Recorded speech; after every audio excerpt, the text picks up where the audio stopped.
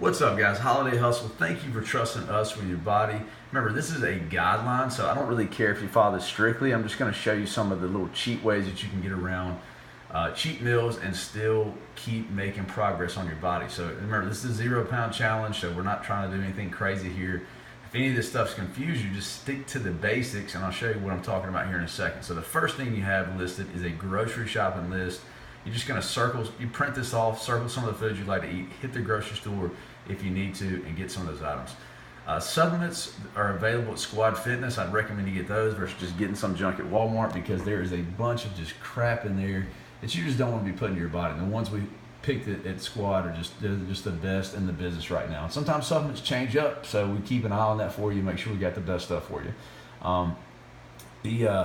The protein shake's just going to make your life a lot easier. Like when you're running late from work, you do that instead of not eating at all, or it's just kind of there as a convenience option. And therefore, instead of eating like chocolate, you do a chocolate protein shake. That way, you're actually getting some nutrition out of it. The pre-workout is there if you need some caffeine throughout the day. Normally, you're drinking Diet Coke, so that would replace that, and also coffee with creamer. You could have regular coffee, but if you're somebody that needs a lot of creamer, a lot of sugar in it, you would do the pre-workout there.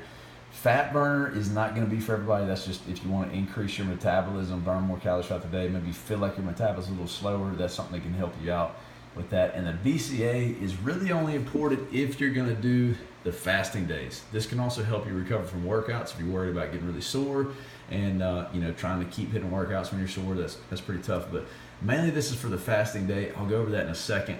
You may or may not need that if you're going to do those. One thing that is very and super important is getting your water intake, guys. I can't stress that enough. You need to have a tool, a system about doing that. Me personally, I like to just get a 100 ounce, or sorry, not a 100. I like to get a 1 liter water bottle, drink 3 of those a day. That's 90 ounces right there. So 90 ounces and another glass before you go to bed. Boom, that's how I do mine. You're welcome to carry around the gallon a day. That's about 120. So that's a little more. I don't like lugging that thing around. I've got other stuff to grab, but there's several different ways you get that in. I just recommend a way that's easy for you. That's what's worked for me. Make sure your water intake happens in between meals, not during your mealtime. You need to be drinking less water during mealtime, more in between your meals.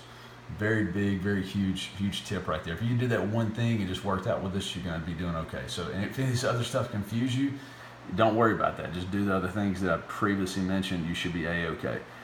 Now, here's kind of a grid of some days that you may have. Now, ideally, we're going to be rotating between high carb days and low carb days. If you want to treat your high carb days is kind of like little where you're getting a little cheat meals here and there, like lunches at the office, people bring Christmas stuff in, whatever. Want to get a little cheat meal in? That's fine, just to stay on that plan of just swapping back and forth between high carb and low carb days. Just make sure that you get 3 of these low carb days in a week, and you're going to do really well in the program no matter what. Now, one thing that I do is a lot of times I'll have like a cheat day, like a blowout day. Like we just had the Iron Bowl. I was eating chips, drinking beer, all that stuff. So the next day I followed up with the intermittent fasting, which means you don't eat for 16 hours. And that's why you would need the BCA, so you don't lose muscle mass during that time period where you're not eating. Now, don't freak out. You don't have to do that. This is just a way to kind of hack and reset your body when you've had just kind of one of those days where it's just like, you've had like 5,000 calories that day. There's no way to even keep up with it. It just kind of helps you reset your body. But there's some guidelines here for you.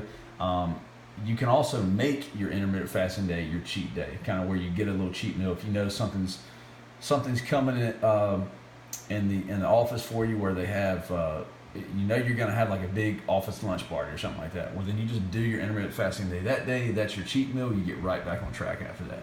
So the goal of this, guys, is not to stop you from eating the foods that you enjoy. Is just to show you some different ways that you can get around it and get back on track. If you're confused by all this, just keep doing high carb and low carb days. Just stay on track with that. The intermittent fasting days are just there as kind of like a bonus, just to accelerate your fat loss results, because you got that cheat day in, you hit that intermittent fasting, or you can use the intermittent fasting day as your cheat day if you know that first meal is going to be around the time that you would get that cheat meal anyways. Because that particular meal, it needs to be around 800 to 1,200 calories. I know that sounds crazy, but because you had that 16-hour fast, you're able to do that and get away with it. So 2 different ways you can get cheat days in. You have your blowout day, you have your fast day. Fast day, using that as a cheat day is really only going to work if you do it around that time period where your first meal is going to work anyways. All right, so let's see here. Most of this stuff right here, this is just a sample laid out. All right, Monday's a high carb day, Tuesday's a low carb day. Keep going back and forth in between those. And then at the end, I think, let me scroll back up. On Saturday, it shows you Friday's your cheat day, and Saturday is your fasting day. So you don't have to do it like that. Remember, you can just go back and forth to the high and low carb days. Main thing is keep it simple. If you've never done the fasting and stuff like that, I wouldn't really worry about it. Just keep it simple, guys. Hit your workouts hard. Thank you for doing the Holiday Hustle. Let us know if you got any questions, and we will see you soon.